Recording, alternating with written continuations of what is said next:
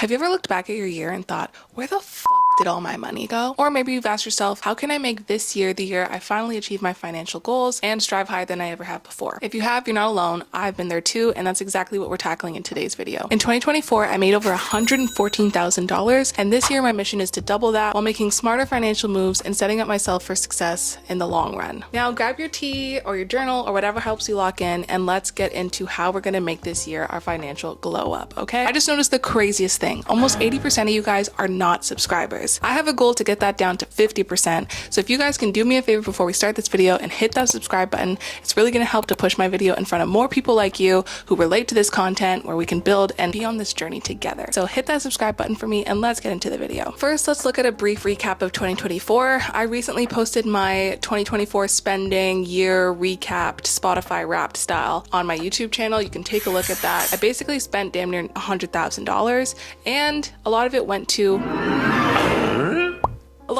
this and, you know, just home building. In terms of what went well financially, I would say I survived the full year as a homeowner. That was my first full year as a homeowner. I had no clue what to expect. I did not know the full amount of bills that I was going to be getting, and everything that kind of came my way was new. I didn't know how much money I should be spending on furniture versus groceries versus things and batteries. All of that was completely new. In terms of the challenges I faced, I would say that the cost of everything was a challenge. My income to start last year was not enough to keep my head afloat. I had a few months where I was actually in the negatives by like $2,000. So I was spending a lot more than I made. And I just realized like I'm gonna have to up my income. Like there was just no other way to keep up with home ownership without doubling my income. Anywhere I could scrounge some income and save and just make it happen, I did. So that was really a challenge though.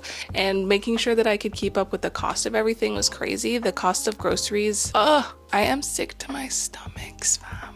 You'll only get that if you're Canadian. It's honestly depressing. I just don't understand how anyone is supposed to live, let alone by themselves and own their own home and pay for food and all of that stuff. So that was a big challenge. And in terms of the key lessons learned, I learned that Uber Eats and impulsive spending is the big issue for me. It's funny because like the cost of groceries is so expensive that I'm like, oh, like I can't, like it's too much. And then I end up buying Uber Eats and I'm spending $30 just on HST and delivery fees alone. So it's dumb. Uber Eats, weakness. That's gotta go. She's going down the drain. Deleting the app, maybe. And also impulsive spending. The two places where my impulsive spending comes in the most is Uber Eats, obviously, but two, Amazon.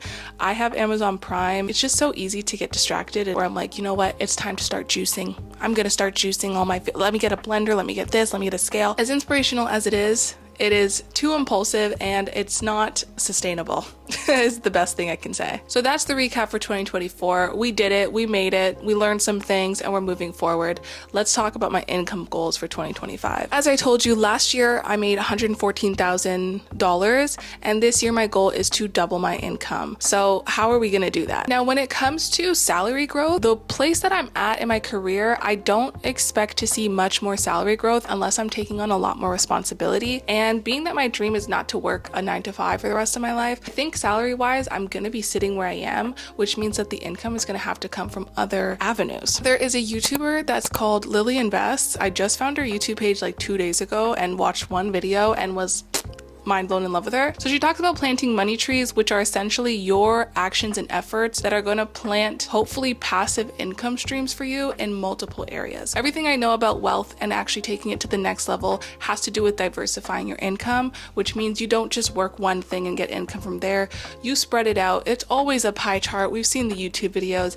Everybody is not getting income from one place when they're making past the 6-figure, past the 7-figure mark. So money tree number 1 is going to be launching, I don't know if it's going to be like a digital product or a physical product. I'm thinking maybe a physical/digital product that I can push to the greater masses and sell.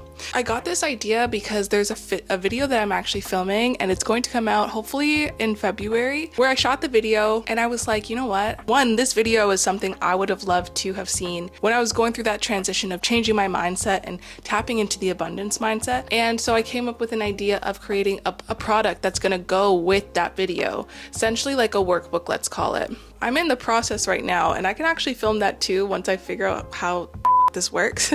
Like creatively, it was just a passion project for me, and it's something that I think if I finish it and it does look good and someone proofreads it and we're good to go, that's going to be something that I aim to sell. I don't want to be the person that sells a bunch of random BS. I want to sell things that I would buy and use myself. So physical products are going to be in that space, and I'm going to be trying to sell my first physical or digital product this year, hopefully in the first half of the year. I think it'll just be really cool to go through that experience together, because I know as much as y'all, okay? We are taking it to the next level. These are my plans. There's a lot of learning in the way that's gonna come next. So I might as well share it with you guys, because if you're also in the same boat and you're like, how the hell do I do XYZ and I happen to be doing it? Hey, let me show you what I did, what worked, what didn't, and you could try it and do it better the next time. Next money tree I wanna do is affiliate marketing. I think everybody knows about affiliate marketing at this point, but if you don't, it's essentially just having a link that is assigned to you where you make a small commission on items purchased through that link. So ways that you can do this is with specific brands.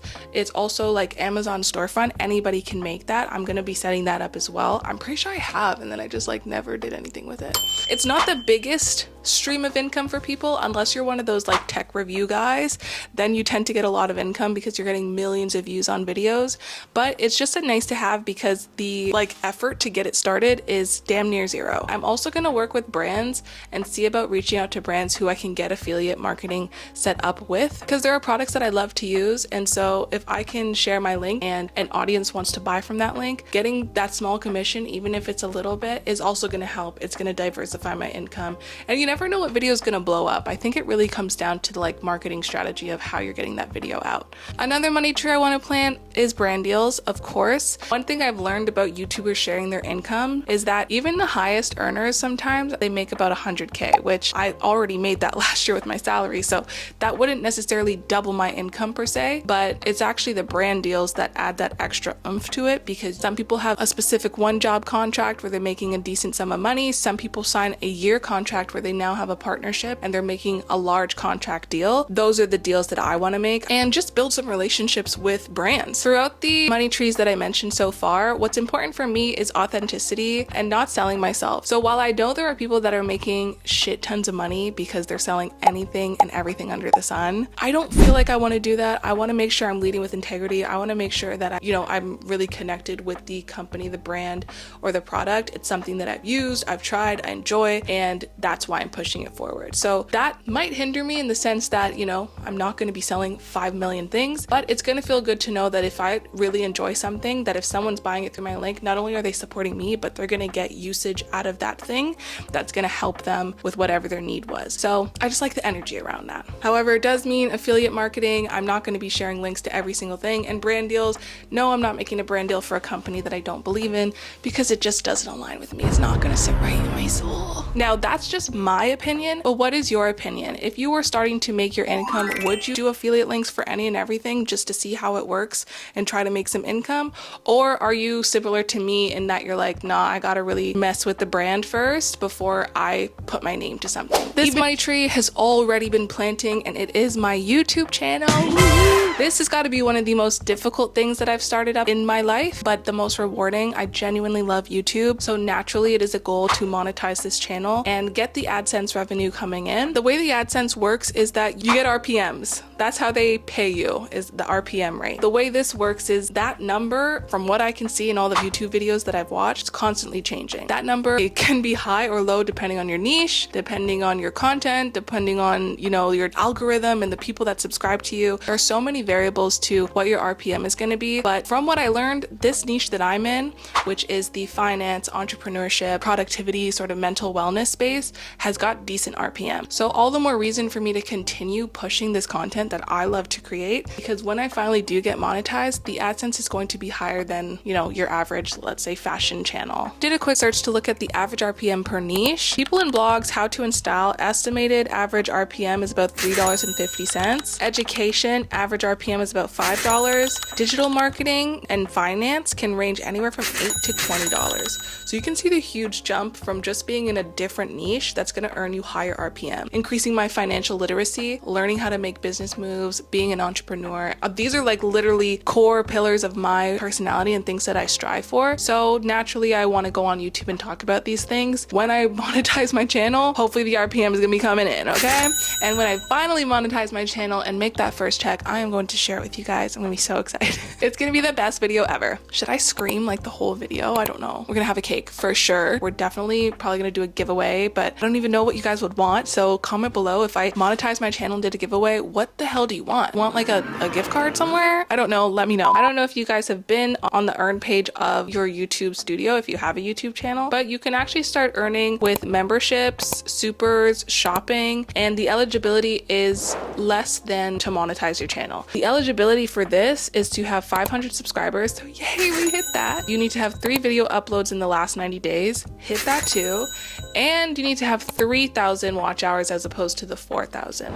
So still a lot of watch hours needed in order to get access to this monetization milestone. But like I said, it's really just going to come down to the quantity, the consistency. I think my video quality is there, so I feel good about that. And just making sure I'm staying in my niche, posting long form. So that is YouTube AdSense monetization milestone money tree. The last money tree that I don't know if it's going to be for this year, just because there's obviously a lot of money trees on my plate, but is a money tree that is definitely going to be in my life, is going to be trading. In terms of diversifying my income, trading seems like the obvious next step for me because there's just a lot of money to be made with trading. Not only that, I think there's so many things in the world of trading and investing that are so important, especially as a woman. You know what? Not even as a woman. Financial literacy is so important, and I can't stress it enough because we don't know anything about anything, and it's frankly disrespectful. I don't know why I'm learning about Pythagorean theorem in elementary school and I know nothing about income tax. I know nothing about property taxes. I know nothing about mortgage amortization. I know nothing about interest rates. I know nothing about trading stocks, Forex.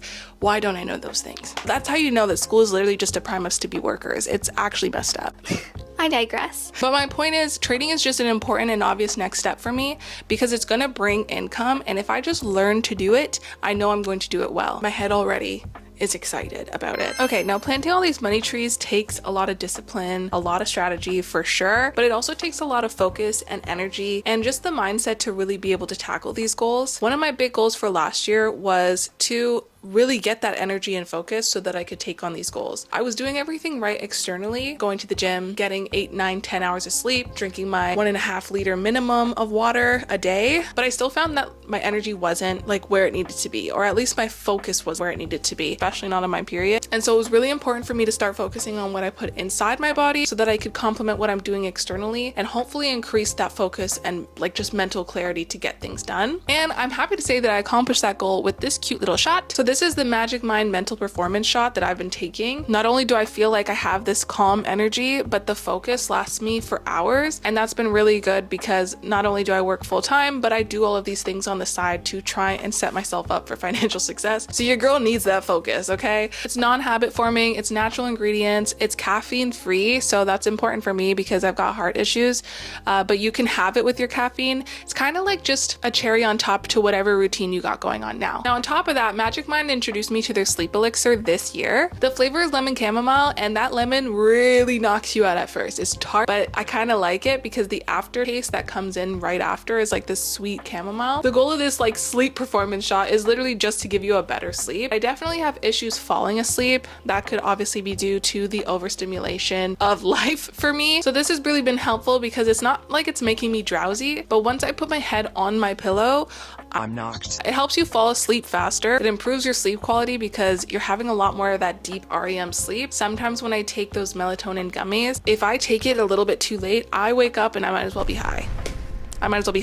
So it's really nice that it doesn't have any melatonin or things that really add that heavy drowsiness. When I wake up, I definitely feel more rested and like I had a better sleep. I also have like crazy dreams. Like that REM sleep is something different. The dreams are just so real. So anyways, if you're like me and you're looking at what you put in your body and the diet changes you can make to give yourself more energy and focus, then you're in luck because Magic Mind has their mental wealth bundle, which is the focus shot and the sleep performance shot that you can get for 45% off right now. I put the link in my description. Go ahead and give it a try. If you do, let me know how it is for you, because like I really love it. So I hope you love it too. And I hope you guys place importance on nourishing your body this year, because it's really going to make the difference. Now, speaking of all that mind stuff, in order to allow myself to even perceive this amount of abundance, I need to be aligned with that spiritually, vibrationally, mentally. I need to already know that this is something that I can achieve. And so I need to also focus on putting myself in that abundance mindset. I want to make sure that I'm journaling. I want to make sure that I'm practicing gratitude.